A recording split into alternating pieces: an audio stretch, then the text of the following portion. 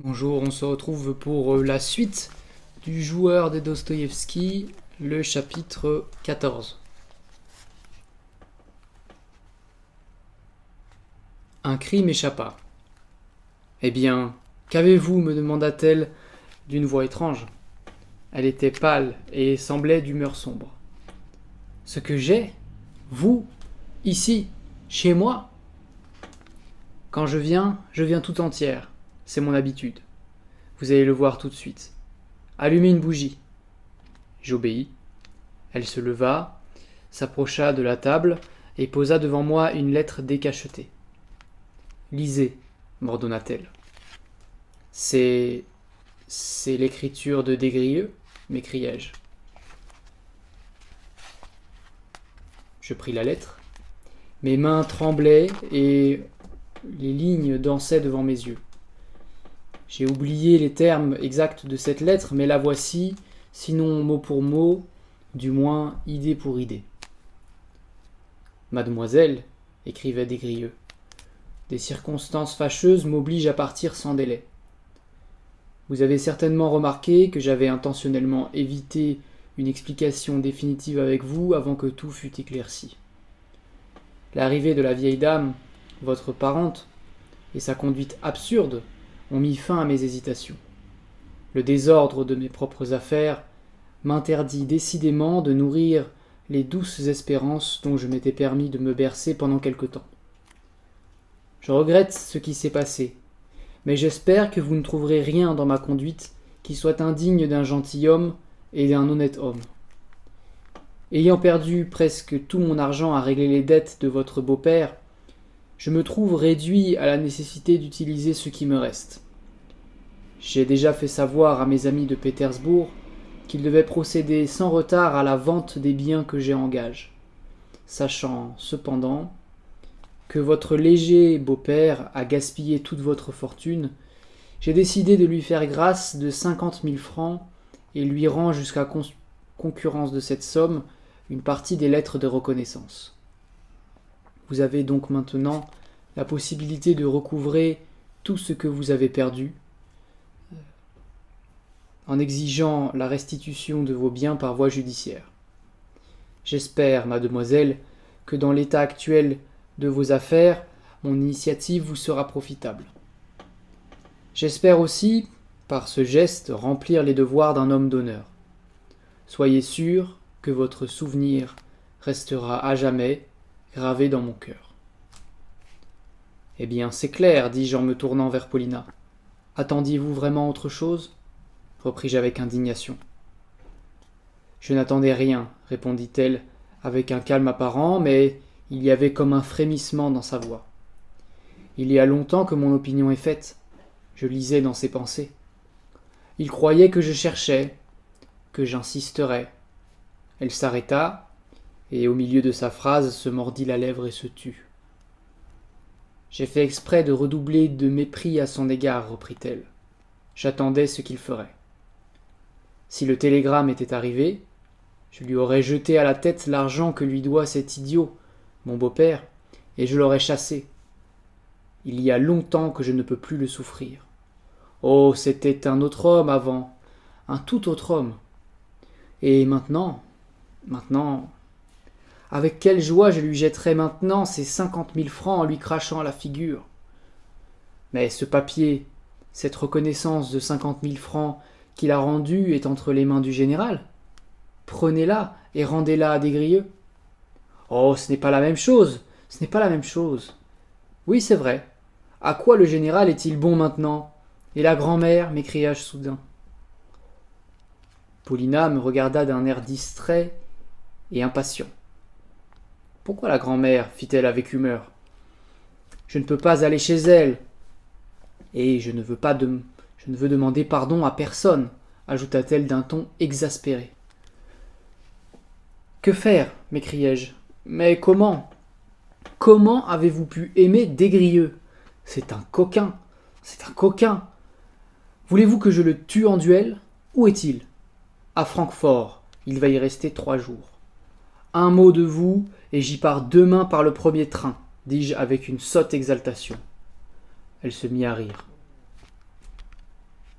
Oui, et il vous dirait peut-être « Rendez-moi d'abord les 50 000 francs ». Et pourquoi se battrait-il? Quelle stupidité! Mais alors, où prendre? Où prendre ces 50 000 francs? Répétai-je, en grinçant des dents comme s'il avait été possible, brusquement, de ramasser cet argent par terre. Écoutez, et monsieur Astley? Lui demandai-je, tandis qu'il me venait une idée étrange.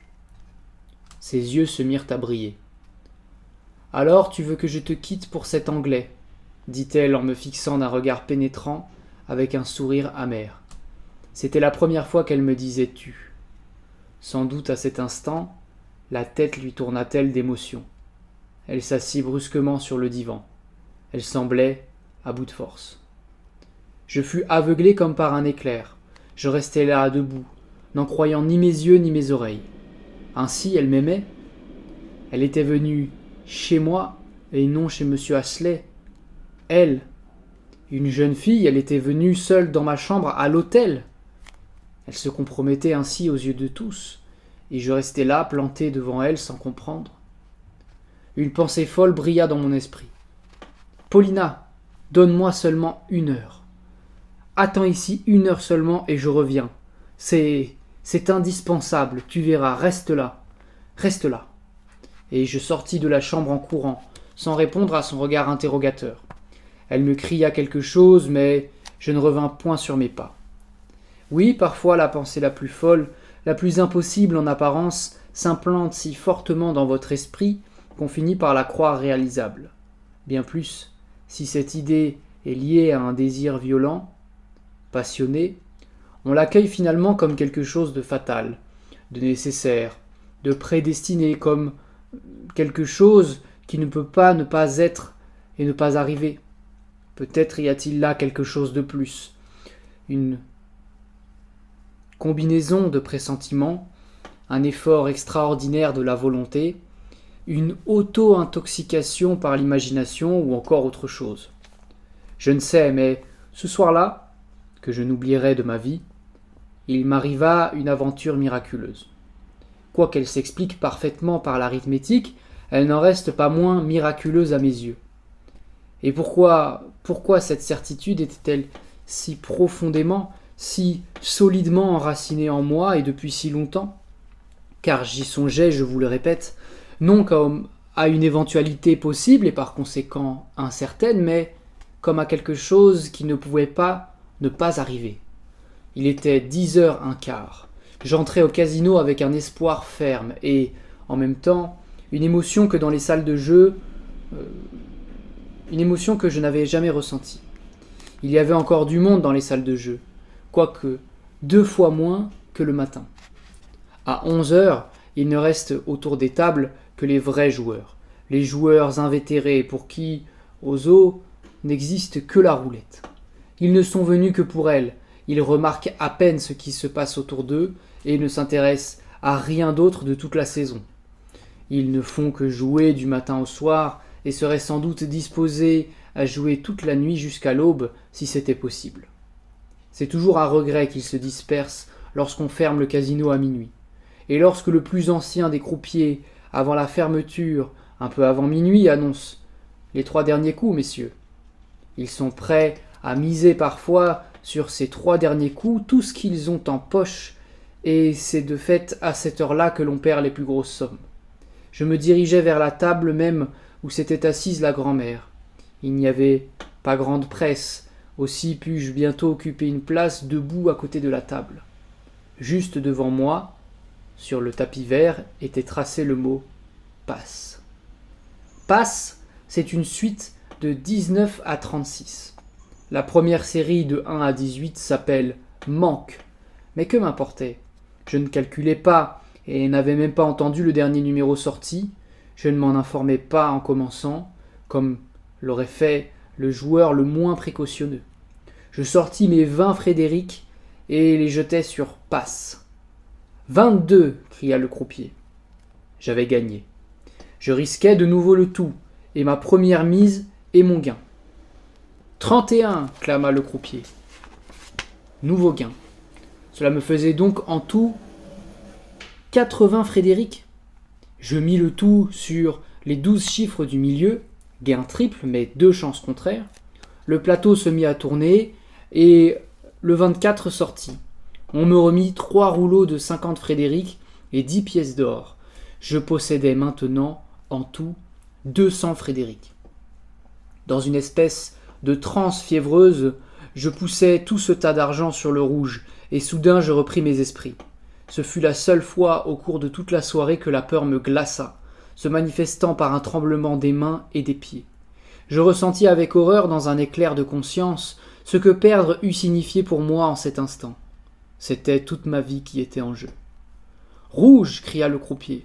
Je repris mon souffle. Des fourmis brûlantes me couraient sur tout le corps. On me paya en billets de banque. Cela faisait cette fois 4000 florins et 80 Frédéric. Je pouvais encore faire le calcul. Ensuite, je me rappelle que je remis 2000 florins sur les 12 chiffres du milieu et perdis. Je jouai mon or et mes 80 Frédéric et perdis. La fureur s'empara de moi. Je pris les 12 000 florins qui me restaient et les plaçai sur les 12 premiers chiffres, comme ça, au hasard, à l'aveuglette, sans calculer.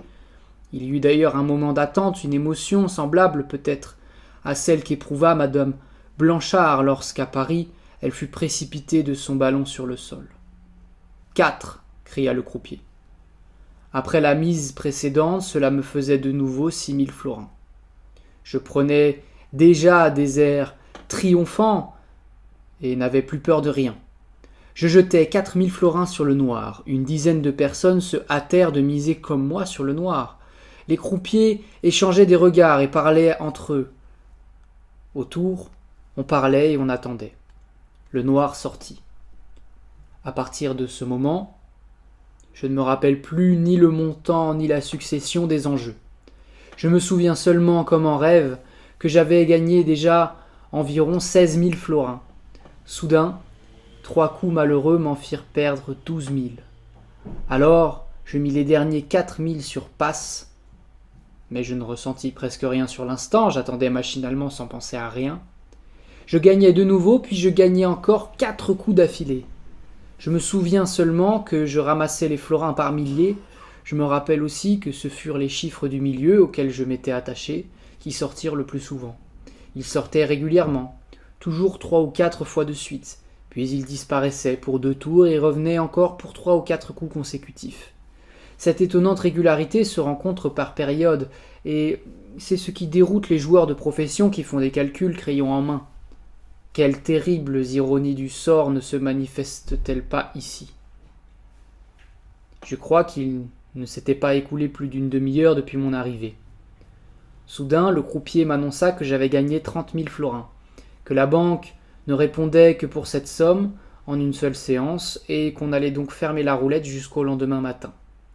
Je pris tout mon or, le fourrai dans mes poches, ramassai tous mes billets et me rendis aussitôt dans une autre salle où il y avait une autre roulette.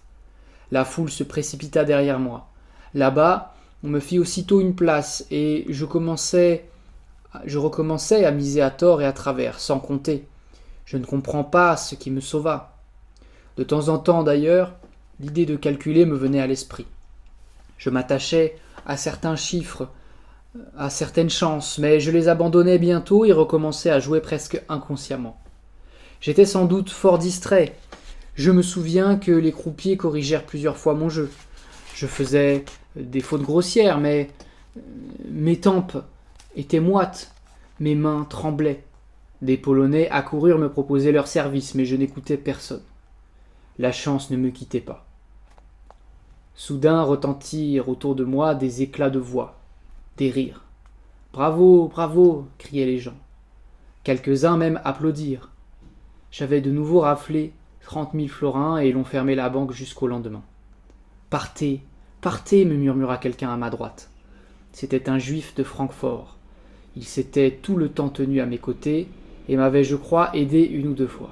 « Pour l'amour du ciel, partez !» murmura une autre voix à mon oreille gauche. Je jetai un rapide coup d'œil. C'était une dame d'une 30aine d'années, modestement mais convenablement vêtue, avec un visage fatigué, d'une pâleur maladive, mais qui laissait deviner qu'elle avait été merveilleusement belle. À ce moment, je bourrai mes poches de billets que je froissais et ramassai l'or qui restait sur la table. Je pris le dernier rouleau de 50 Frédéric et réussis, sans me faire remarquer, à le glisser dans la main de la dame pâle. J'avais terriblement envie de le faire, et je me souviens que ses doigts minces et effilés me serrèrent la main, en signe de vive reconnaissance. Tout ceci ne demanda qu'une seconde. Après avoir tout ramassé, je me rendis aussitôt au 30 et 40. Le 30 et 40 est fréquenté par un public aristocratique. Ce n'est plus la roulette, mais un jeu de cartes.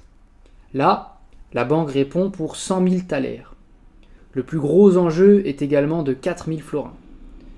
J'ignorais totalement la marche du jeu et ne connaissais presque aucune mise, si ce n'est le rouge et le noir qui se retrouvaient là-bas. Aussi fut-ce à eux que je m'attachai. Tout le casino se pressait autour de moi. Je ne me rappelle pas avoir une seule fois pensé à Paulina pendant cette soirée. J'éprouvais un plaisir irrésistible à saisir et à ramener les billets de banque qui s'entassaient devant moi. On aurait vraiment dit que le destin me poussait. Cette fois-là, comme par un fait exprès, se présenta une circonstance qui se reproduit d'ailleurs assez fréquemment au jeu. La chance s'attache par exemple au rouge et ne le quitte plus pendant 10 ou même 15 tours. J'avais entendu dire l'avant-veille que le rouge était sorti 22 fois de suite la semaine précédente. On ne se souvenait même pas d'un cas semblable à la roulette et on en parlait avec étonnement. Bien entendu, tout le monde abandonne aussitôt le rouge et après 10 coups, par exemple, personne n'ose miser dessus. Mais aucun joueur expérimenté ne jouera alors le noir, opposé au rouge. Un joueur exercé sait ce que signifie le caprice du hasard. Par exemple, on pourrait croire qu'après le 16e coup, le 17e doivent tomber infailliblement sur le noir. Les novices se jettent en foule sur cette chance, doublent et triplent leur mise et subissent des pertes terribles. Au contraire, par une fantaisie bizarre, ayant remarqué que le rouge était sorti 7 fois de suite, je m'y attachai. Je suis convaincu que l'amour-propre entrait là pour une bonne moitié. Je voulais étonner les spectateurs en prenant un risque insensé, et étrange sensation, je me souviens nettement que je fus soudain sans aucune incitation de l'amour-propre, possédé par la soif du risque. Peut-être qu'après avoir passé par un si grand nombre de sensations, l'âme ne peut s'en rassasier, mais seulement s'en irriter, et exige des sensations nouvelles, de plus en plus violentes, jusqu'à l'épuisement total. Et vraiment, je ne mens pas, si le règlement avait permis de miser 50 000 florins d'un coup, je les aurais risqués. Autour de moi, on criait que c'était insensé, que c'était la 14e fois que le rouge sortait. Monsieur a déjà gagné 100 000 florins, dit quelqu'un à côté de moi. Je me réveillai subitement. Comment ? J'avais gagné dans la soirée 100 000 florins. Mais je n'avais pas besoin de plus. Je me jetai sur les billets, les fourrai en vrac dans ma poche sans compter, ramassai tout mon or, tous les rouleaux et sortis précipitamment du casino. Tout le monde riait en me regardant traverser les salles, les poches béantes et la démarche incertaine à cause du poids de l'or. Je crois qu'il y en avait pour plus d'un demi-pouls. Quelques mains se tendirent vers moi, je distribuais de l'argent par poignées, autant que ma main pouvait en contenir. 2 juifs m'arrêtaient près de la sortie. « Vous êtes audacieux, très audacieux, me dirent-ils. Mais partez demain matin, aussitôt que possible, sinon vous perdrez tout. » Je ne les écoutais pas. L'allée était si sombre que je ne pouvais distinguer mes mains. Il y avait près d'une demi-verste jusqu'à l'hôtel. Je n'ai jamais eu peur des voleurs ni des brigands, même lorsque j'étais enfant. Je ne m'en inquiétais pas non plus à cet instant. Je ne me rappelle d'ailleurs pas à quoi je pensais en chemin, j'avais la tête vide. J'éprouvais seulement un plaisir violent, celui du succès, de la victoire, de la puissance. Je ne sais comment m'exprimer. L'image de Paulina passait devant mes yeux. Je ne perdais pas de vue que je me rendais auprès d'elle, que j'allais la retrouver, lui raconter ce qui s'était passé, lui montrer mon argent. Mais je me souvenais à peine de ce qu'elle m'avait dit tout à l'heure, de la raison pour laquelle je m'étais rendu au casino, et toutes ces sensations récentes, éprouvées il y avait à peine 1h30, me paraissaient maintenant appartenir à un passé révolu, aboli, auquel nous ne ferions même plus allusion, car tout allait recommencer à neuf. Ce ne fut que presque au bout de l'allée que la peur s'empara de moi. Et si maintenant on me tuait et on me volait mon argent ? À chaque pas, ma frayeur redoublait. Je courais presque. Soudain, au bout de l'allée, la façade de notre hôtel resplendit tout d'un coup, brillant de mille lumières. Grâce à Dieu, j'étais arrivé. Je montai 4 à 4 à mon étage et ouvris brusquement la porte. Paulina était là, assise sur mon divan, devant une bougie allumée, les mains jointes. Elle me regarda avec stupéfaction et assurément j'avais en cet instant une figure étrange. Je m'arrêtai devant elle et jetai tout mon argent sur la table. C'est la fin du chapitre 14.